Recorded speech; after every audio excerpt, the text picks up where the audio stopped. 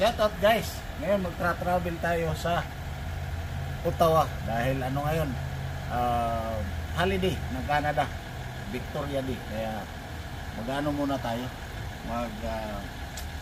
travel. Ito pala yung gagamitin natin service guys, yung service ng anak ko. Ito kasi pang ano lang ito, pampapogi.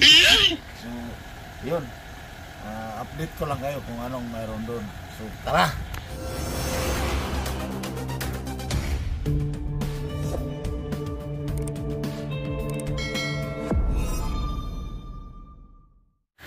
I-try natin to kung anong ano nito. Sa anak ko kasi ito eh.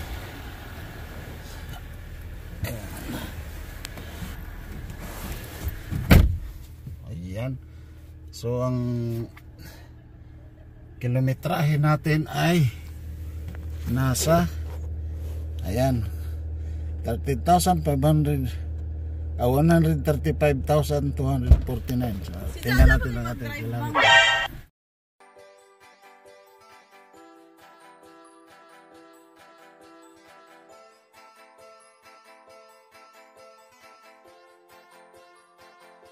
Para sumama na kay Kuya Edgar Sosa, dito ay laging masaya sa adventure at paggagala. Tunay na good vibes at ligaya, mabuting kaibigan nyo, laging makakasama nyo. Buhay ay puno ng saya, basta pangarap lagi ang dala kay Kuya Ed. Mga kaibigan, siya ay samahan, kahit saan magpunta siya ay laging sundan. Mabuti na kaibigan. Welcome to the city of Ottawa guys. Papasok na tayo ng siyudad ng Ottawa. So mamaya-maya nandun na tayo. Sige, tara.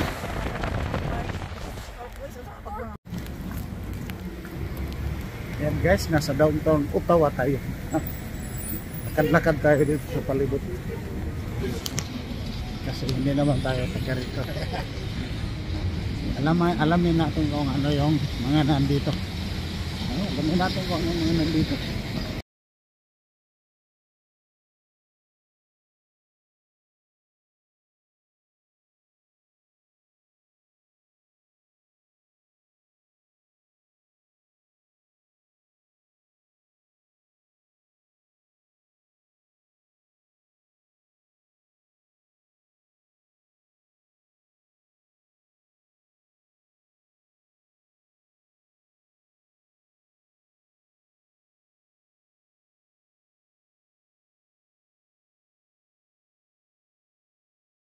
Guys, nanangalian muna kami. Dito kami sa isang Japanese restaurant. Ang pangalan? UB Restaurant. So mananangalian muna kami katapos ng lakwat sa mananangalian muna kami. So tara, pasok tayo.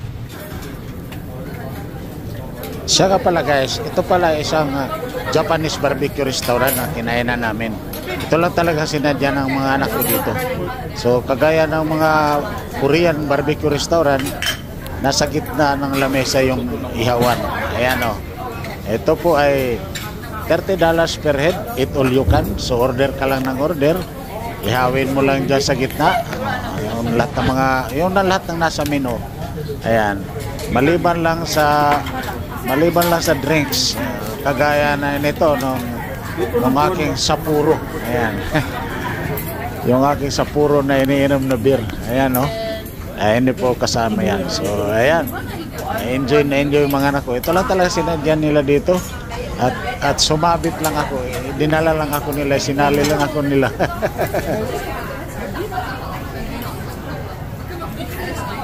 tayo sa may market sa lumang panahon pa to.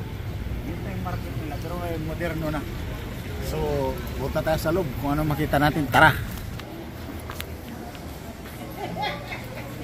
Ito ganito sa loob guys, so parang palengke rin sa atin, pero siyempre noong unang panahon ito yung palengke nila. Kumbaga binuhay lang nila ano, mga tinda-tinda, mga kung ano-ano rin. Ayan, may mga pagkapagkain. Ayan o. Para typical na palengke lang talaga. So, hindi nila sinira. Kumbaga, restore lang nila yung ano ng una pang panahon. Ha? Picture ni Obama. Oh, muna yung giingon.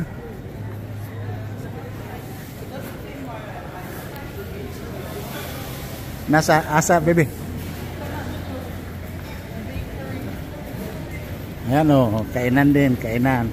Parang typical lang na ano sa atin. Yung bang palengke ba? Parang sa Dumaguete Market din. Ayan.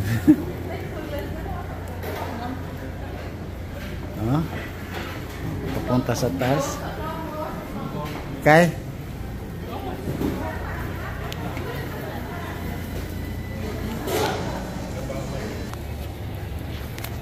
Dito sa labas ng palengke, kaya yan gaya rin sa atin, may mga nagtitinda-tinda rin ng mga kung ano-ano.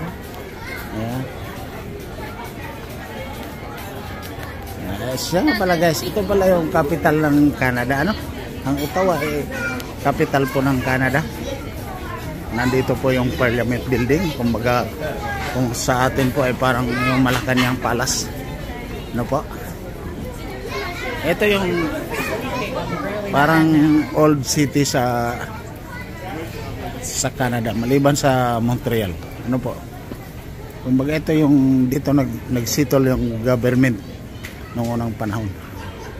Ayan, no? Parang sa atin din eh. Ayan. No, may mga kainan din, may mga kumakain.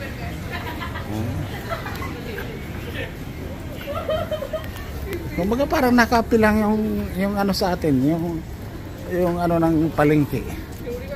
Parang kinapi lang sa mga ganito nila. Libasa kasi. Ayan o. Nagtitinda rin ng mga damit. Libasa kasi inano tayo ng ang kultura natin ay talagang meron tayong bahid ng kultura sa West. Ano po? Sila kasi ang unang civilized ng sibilisasyon kaya.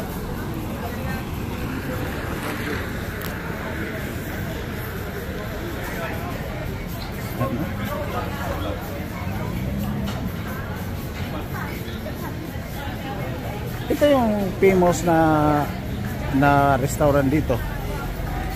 Kung saan ayan o.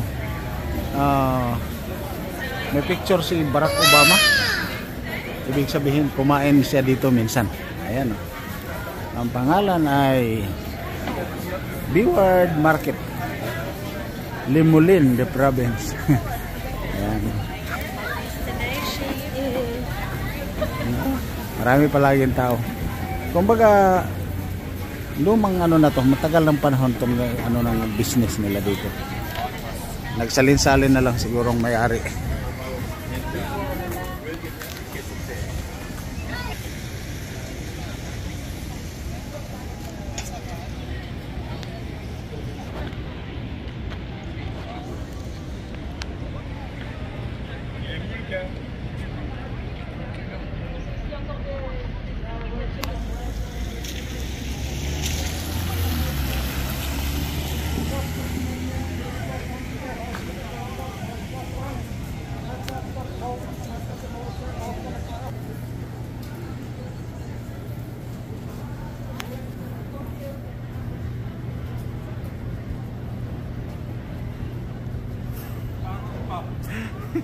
Sinawala ko.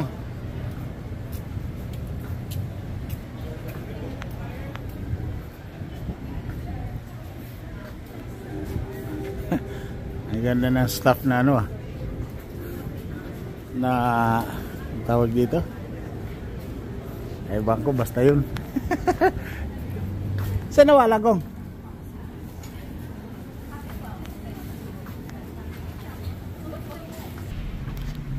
Balik na guys dito sa parking lot. alis kami. Pero hindi pa kami uwi. Yung service namin. Yung truck ng anak ko.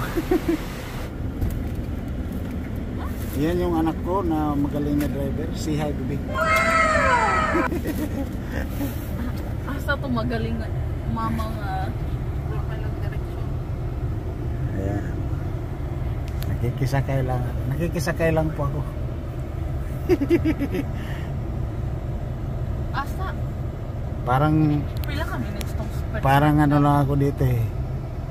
Parang libre lang ako sa ano. Parang free sa kidney.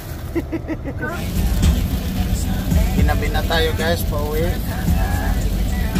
Yan yung ating mga yung mga artista natin.